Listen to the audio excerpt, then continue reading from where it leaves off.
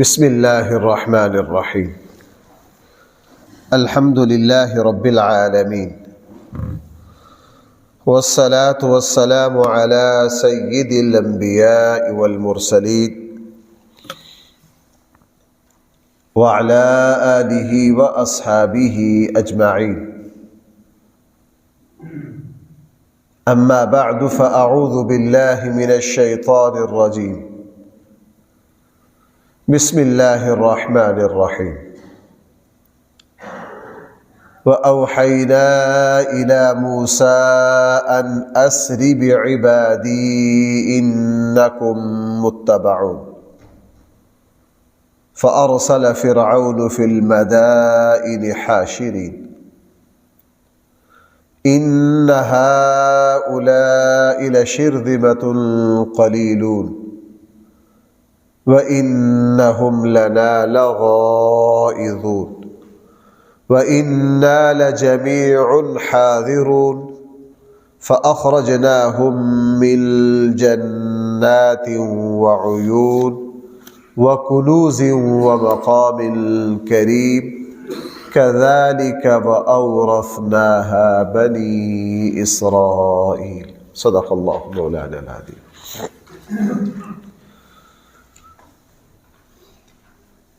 قرآن کریم نے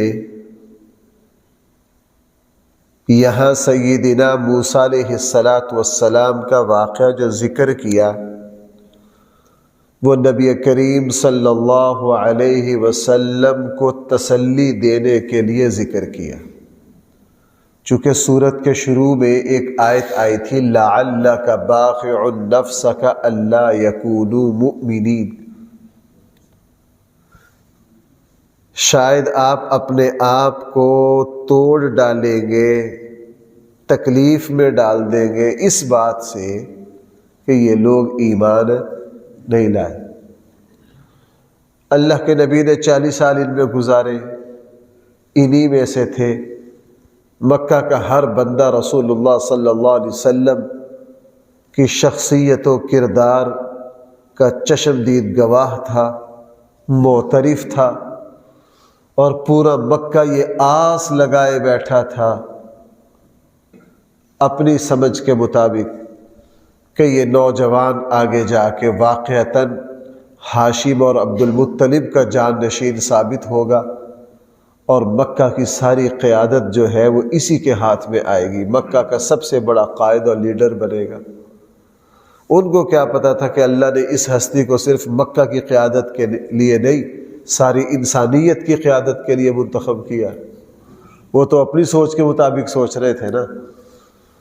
رسول اللہ صلی اللہ علیہ وسلم کو اپنوں کی طرف سے سارے دکھ سہنے پڑے، پریشانیاں دیکھنی پڑی۔ قرآن کریم نے رسول اللہ صلی اللہ علیہ وسلم کے سامنے یہ تفصیلات رکھی۔ اللہ کے رسول ہر نبی کو مشکلات سے گزرنا پڑا ہے، مصیبتیں دیکھنی پڑی ہے، پریشانیوں کا سامنا کرنا پڑا ہے۔ بنی اسرائیل نے بڑی لمبی تکلیف کاٹی ہے، سال ہا سال کی غلامی دیکھی ہے، اور پھر اللہ تعالیٰ نے ان کو مشکلات سے جن اصولوں پر نکالا قیامت تک اللہ کے وہی اصول ہیں۔ جو بندہ ذاتی طور پر، نجی طور پر کسی بھی مشکل میں ہو، کسی بھی مشکل میں ہو، اللہ جل جلالہ مشکلات سے ان کو کیسے نکالیں گے۔ اس جمعے میں نے یہ بات عرض کی تھی، انسان یہ سمجھ بیٹھا ہے کہ میری مشکلات کا حل مال و دولت میں ہے۔ بھائیو، میں آپ کو سچی بات عرض کرتا ہوں، آپ ذرا یہاں کے اونچی کلاس میں جائیے، آپ کو لوگوں کی تکلیفوں اور مشکلات کا اندازہ ہو جائے گا۔ آپ ان کو دیکھ کر یہ کہیں گے کہ یار ہم ان لوگوں سے ہزاروں نے لاکھوں گنا پرسکون اور بہتر ہے، لاکھوں گنا پرسکون اور بہتر ہے۔ بعض دفعہ ایسا دھچکا بھی لگتا ہے، لیکن روحانی طور پر اللہ سنبھالتا بھی ہے، روحانی طور پر اللہ سنبھالتا بھی ہے۔ کوئی بندہ آتا ہے دنیاوی اعتبار سے اس کے پاس کیا کچھ نہیں ہے، لیکن اس کی جب مشکلات سنتے، اس کی جب پریشانیاں سنتے، اوہو، پھر اندازہ ہوتا ہے کہ اللہ نے ہم پر کتنا فضل کیا، اللہ نے ہم پر کتنا رحم کیا۔ اس لیے قرآن کریم نے یہ واقعہ رسول اللہ صلی اللہ علیہ وسلم کے سامنے، خود نبی کریم صلی اللہ علیہ وسلم اور حضرت موسیٰ دونوں ہستیوں کے واقعات میرے اور آپ کے لیے بھائی سبق اور عبرت ہے۔ اب دیکھیے یہاں صورتحال کیسی ہے۔ پچھلے رکوع میں فرعون کے پاس موسیٰ علیہ السلام گئے، ابتدائی ملاقات کا احوال تھا، یا یوں کہہ لیجئے حضرت موسیٰ اور فرعون کے درمیان جو کشمکش ہوئی اس کا ابتدائی حصہ تھا، جہاں سے میں نے آج تلاوت شروع کی ہے یہ یوں کہہ لیجئے کوئی 40-50 سال بعد کا حصہ ہے۔ موسیٰ علیہ السلام اور فرعون کے درمیان جو کشمکش ہوئی ہے اس کا آغاز وہ تھا جو پچھلے 2 رکوع میں آیا، اور اس کی انتہا کیا تھی؟ یہ قرآن کریم میں ایسا بہت ساری جگہ ہے کہ ایک بات اور دوسری بات کے درمیان فاصلہ کتنا ہے؟ 10 سال کا فاصلہ ہے۔ بھائی کتنا فاصلہ ہے؟ بظاہر یوں لگتا ہے کہ جیسے شاید یہ ایک ہی وقت میں ہو گیا، نہ، آپ دیکھیے نا، اقرأ بسم ربک الذی خلق خلق الانسان من علق اقرأ وربک الاکرم الذی علم بالقلم علم الانسان، یہ ایتے پہلی وہی ہے، کیوں جی ایسا ہی ہے۔ اس سے اگلا حصہ کلا ان الانسان لیطغی، یہ کوئی 6 سال بعد کا ہے۔ یہ اگلا حصہ بھائی کتنے عرصے کا ہے؟ 6 سال بعد کا ہے۔ یہ جب مکہ میں ابو جہل کی بدتمیزیوں کی انتہا ہو گئی، قرآن نے آگے کلا یہ پورا اس کا تذکرہ کیا، ان کذب وتولی، آگے جا کے عبدا اذا صلی، قرآن کریم نے اس کا تذکرہ کیا، فلیدع نادیہ سندع الزبانیہ۔ اب پہلی آیتیں اور آگے والی آیتوں میں بھائی کتنا فاصلہ ہے؟ 5-6 سال کا فاصلہ ہے۔ یہی معاملہ یہاں ہے کہ پہلی جو 2 رکوع تھے وہ 40 سال پہلے کے ہیں، اور یہ جہاں سے میں نے تلاوت شروع کی ہے بھائی یہ کتنا عرصہ بعد کے ہیں؟ کم سے کم 40 سال بعد کے ہیں۔ حضرت موسیٰ اور فرعون کے درمیان جو کشمکش ہے، قرائن سے علماء نے یہ سمجھا ہے کہ یہ لمبا عرصہ ہے۔ آپ 40 نہ کہیں، 35 کہہ لیں، حد بندی نہ بھی کریں تو لمبا عرصہ کشمکش رہی۔ یہ اب اس کا آخری سرا ہے۔ ہوا کیا؟ جب موسیٰ علیہ السلام نے 40 سال فرعون کو سمجھایا، عصا کا معجزہ دکھایا، ہاتھ کے چمکنے کا دکھایا، درمیان میں موسیٰ علیہ السلام کی دعا کی وجہ سے فرعون کی قوم پر عذاب آئے، ارسلنا علیہم الطوفان والجراد والقمل والضفادع والدم آیات مفصلات۔ فرعون معذرت کر لیتا، اللہ تعالیٰ کی طرف سے عذاب آتا، خون کا، تنگ پڑ جاتے، معافی مانگ لیتے، مینڈکوں کا، طرح طرح کے عذاب آئے۔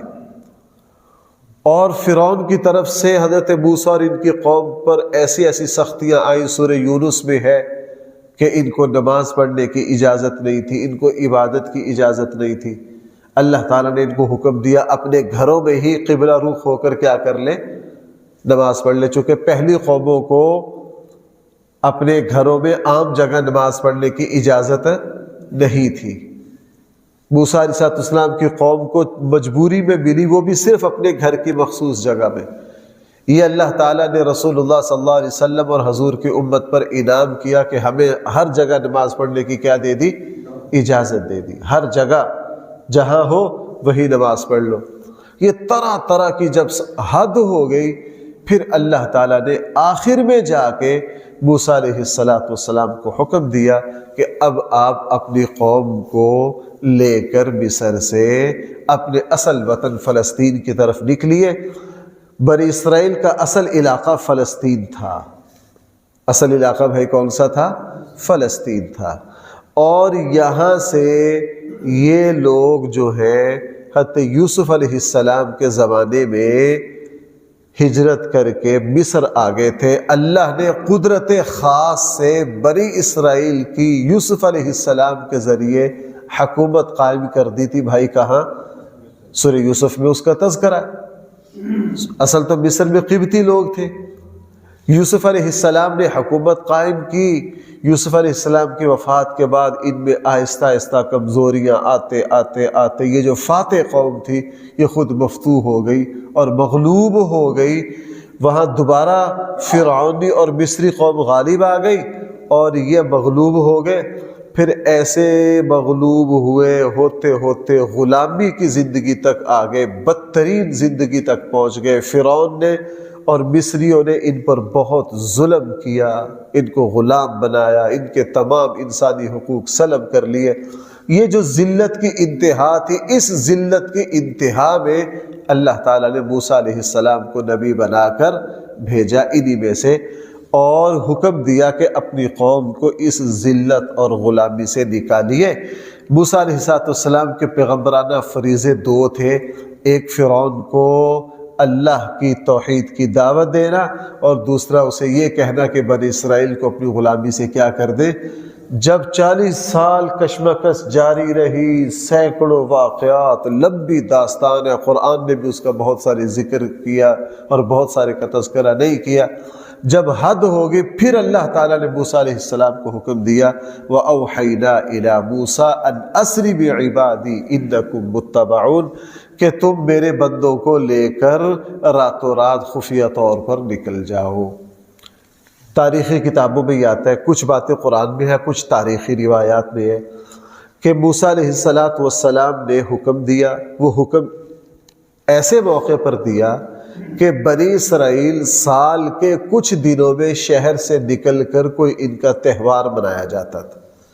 بھائی ان کا کیا کیا جاتا تھا؟ تہوار منایا جاتا تھا.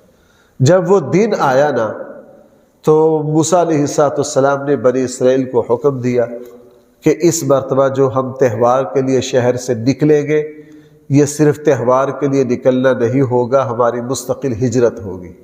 ہماری کیا ہوگی؟ اللہ کا حکم ہے ہم نے یہاں سے ہجرت کرنی. اس لیے انہوں نے خفیہ طور پر تیاری کی تاکہ فرعون اور اس کی قوم کو پتہ نہ چلے. خفیہ طور پر تیاری کی اور تیاری کر کے بظاہر نکلے یہ تہوار کے لیے شہر سے. اصل مقصد بھائی کیا تھا؟ یہاں سے ہجرت کرنا. اور اسرائیلی روایات میں یہ ہے کہ اتفاق سے جب بنی اسرائیل تہوار کے لیے نکلے نا تو انہی دنوں میں فرعون اور اس کی قوم قبطیوں پر کوئی بیماری آ گئی جس میں ان کی کافی اموات ہوئی. یہ اپنی اس بیماری میں الجھے رہے. اللہ تعالیٰ نے بنی اسرائیل سے ان کو کیا کر دیا؟ غافل کر دیا. بنی اسرائیل 2-3 دن کے لیے نکلے. ان کو یہ تھا کہ یہ اپنا تہوار، یہ جو خوشی کا دن مناتے ہیں، اس کے لیے نکلے، اور پیچھے سے فرعون اور اس کی قوم کسی بیماری میں مبتلا ہو گئے. اس پریشانی میں 5-7 دن وہ سنبھل نہ سکے. اب جب 3 دن 4 دن 5 دن گزرے تو ان کے کان کھڑے ہوئے کہ یار اس مرتبہ تو یہ بنی اسرائیلی واپس آئے نہیں. یہ تو 3 دن کے لیے جاتے تھے، آج 4 دن ہو گئے، 5 دن ہو گئے، 6 دن ہو گئے. جب 6 دن ہوئے نا تو پھر حکومتی جو سلسلہ تھا وہ حرکت میں آیا کہ پتہ کرو یہ کیا ہوا ہے. تو جب CID کے لوگ بھاگے، انہوں نے آ کر فرعون کو واپس بتایا کہ جناب وہ تو ہجرت کے لیے فلسطین جانے کے لیے موسیٰ علیہ السلام کی قیادت میں نکل پڑے. اب آگے اللہ کی شان 2 راستے تھے. ایک راستہ لمبا تھا، وہ خشکی کا تھا. بنی اسرائیل اس راستے سے جانا چاہتے تھے. بھائی ایک راستہ کون سا تھا؟ لمبا تھا، خشکی کا تھا.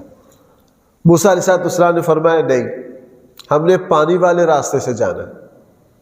انہوں نے کہا جناب ہماری 5-6 لاکھ تعداد ہے، ہم پانی والے راستے سے جائیں گے تو اتنی کشتیاں کہاں سے آئیں گی؟ موسیٰ علیہ السلام نے فرمایا مجھے میرے اللہ نے یہی حکم دیا، یہ جو شارٹ کٹ راستہ ہے پانی والا ہے، اسی سے جانا ہے. ان کا پانی کیسے عبور کریں گے؟ اتنی کشتیاں نہیں ہیں، تھوڑی ہیں، ہماری تعداد زیادہ ہے۔ موسیٰ علیہ السلام نے کیا فرمایا؟ مجھے کس نے حکم دیا ہے؟ اب غار ثور میں رسول اللہ صلی اللہ علیہ وسلم جو رکے بھائی، وہ اپنی مرضی سے رکے، اللہ کے حکم سے رکے، اللہ کے حکم سے رکے۔ اب جب یہ نکلے تو فرعون کو اس کے غضب کی کوئی حد ہی نہ رہی کہ یہ ہم سے بغاوت کر کے جا رہے ہیں، ان کی اتنی جرت، یہ ہمارے مغلوب ہیں، غلام ہیں، نوکر ہیں، اور ہم سے چھٹی لے کر گئے ہیں کتنے دنوں کی؟ 3 دنوں کی۔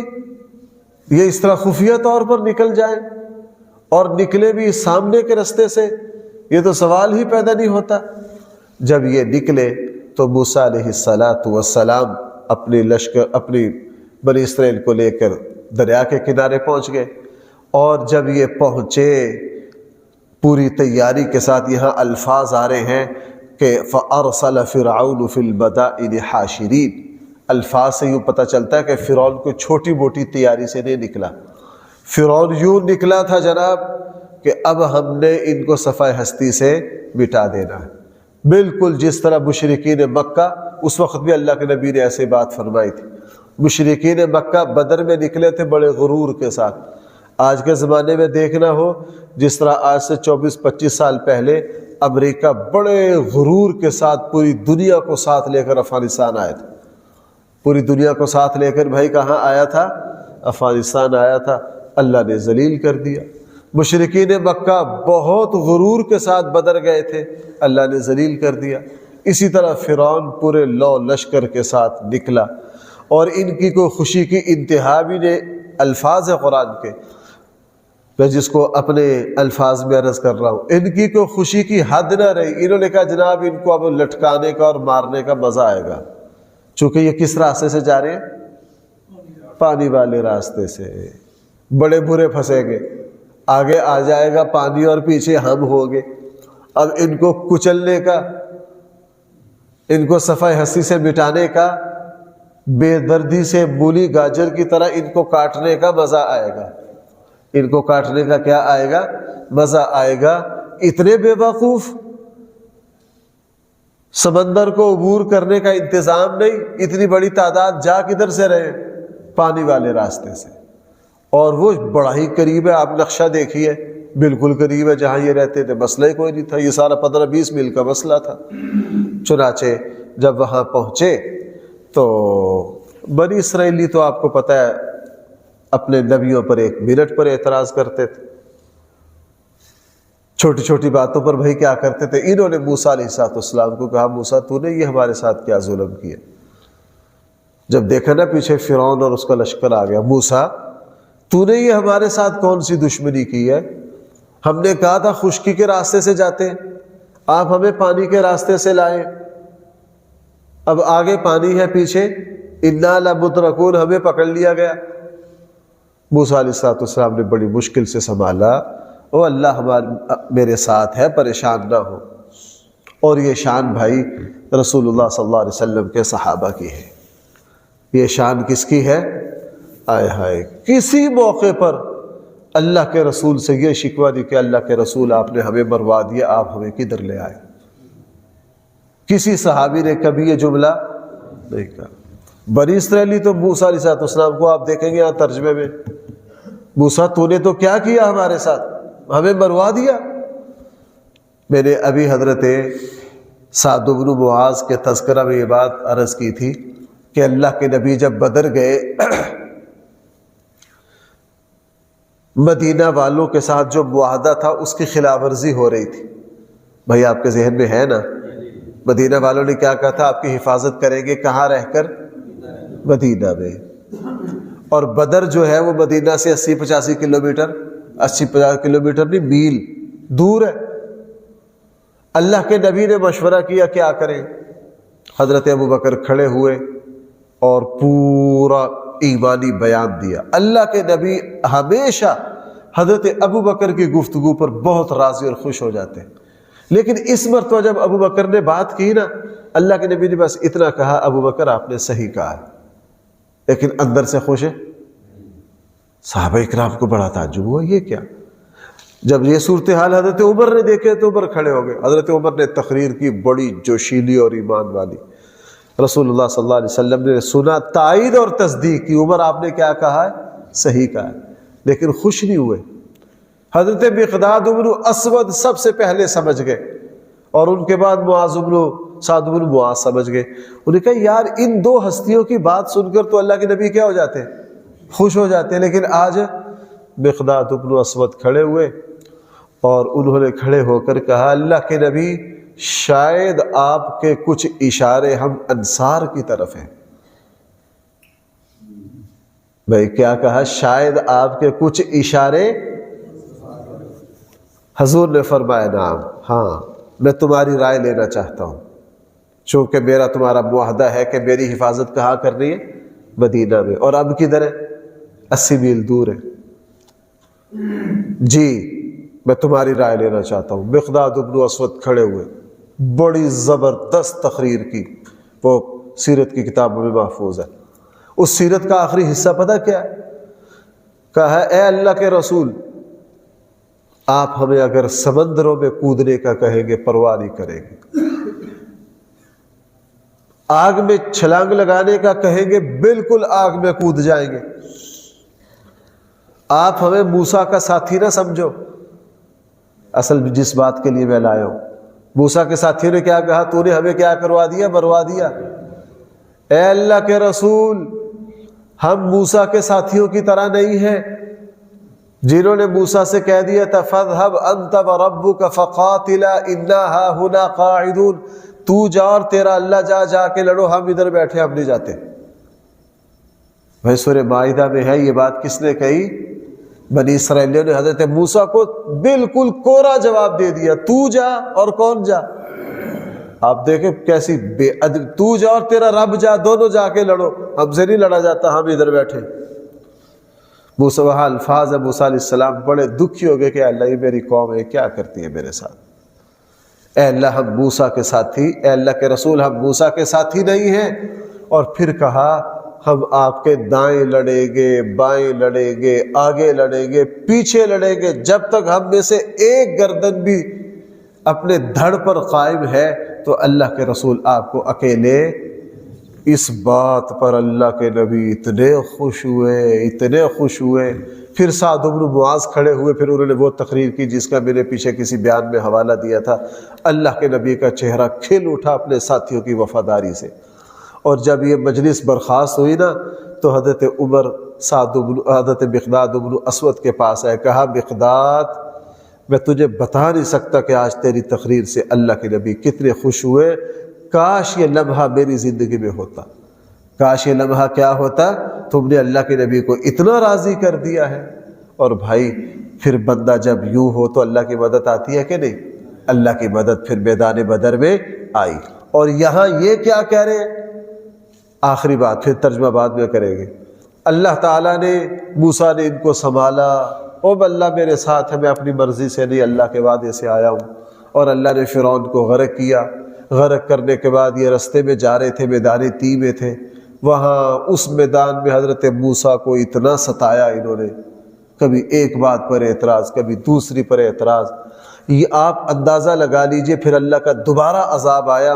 مصر سے فلسطین کا رستہ جو ہے وہ 6-7 دن کا ہے. بھائی کتنا ہے؟ اور آپ کو پتہ ہے ان کو کتنے سال لگ گئے؟ 40 سال. اللہ نے ایسا عذاب مسلط کیا. اور پھر اسی 40 سالہ دور میں حضرت موسیٰ علیہ السلام کی بھی وفات ہو گئی، حضرت ہارون کی بھی کیا ہو گئی؟ وفات ہو گئی. یعنی منزل تک نہ پہنچ سکے، رستے میں دھکے کھا رہے، منزل تک نہ پہنچ سکے. ان کے انہی بے وفائیوں سے اللہ تعالیٰ کا فضل ان پر نہیں ہوا. بعد میں جا کہتے یوشع جب آئے انہوں نے قوم کو سمجھایا اور تمہاری نبیوں پر اعتراض نے تمہیں ذلیل کر دیا، اپنی زبان کو لگام دو، اعتراضات کی زبان بند کرو. پھر ان کو تھوڑا خوف خدا آیا اور پھر حضرت یوشع علیہ السلام کی قیادت میں بعد میں جا کے کس کو فتح کیا؟ فلسطین کو فتح کر کے وہاں جا کے پھر آباد ہوئے. وہاں بھی انہوں نے بڑی داستانیں، وہ کچھ پہلے پارے میں ہے، کچھ 9ویں پارے میں ہے.